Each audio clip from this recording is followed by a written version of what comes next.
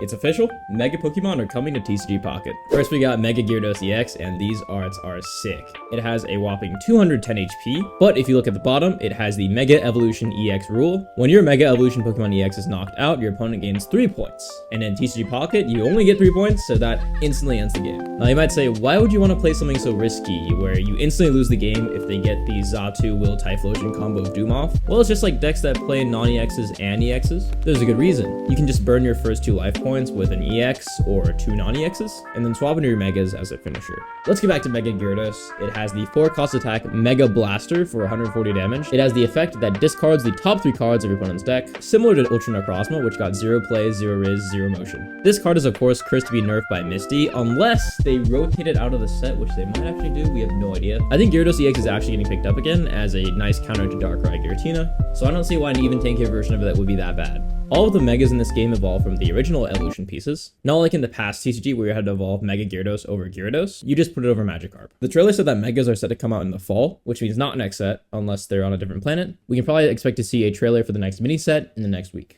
Mega Altaria EX with 190 HP evolving from Swablu, which we haven't seen yet. It has the 2-cost Mega Harmony, dealing 40 damage plus 30 more for each of your bench Pokemon. That adds up to 130, which is actually the same max cap as Arceus EX. Arceus EX has the ability of making it immune to special conditions, is better when you have less than 3 bench Pokemon, and is colorless, while Altaria has 1 less retreat and costs 1 less energy. Because you want to play Megas as your last line of defense, right? And if you're playing a card as your last line of defense, chances are you probably don't have 3 Pokemon on the bench. Spot where Altaria can just sweep the entire game from the get-go might be pretty rare, although it is only 2 energy, so if your opponent doesn't roll too well, the game is yours. You're probably going to want to use this in early game play and just hope for the best, rather than saving it for the end. Finally, the man, the myth, the chicken.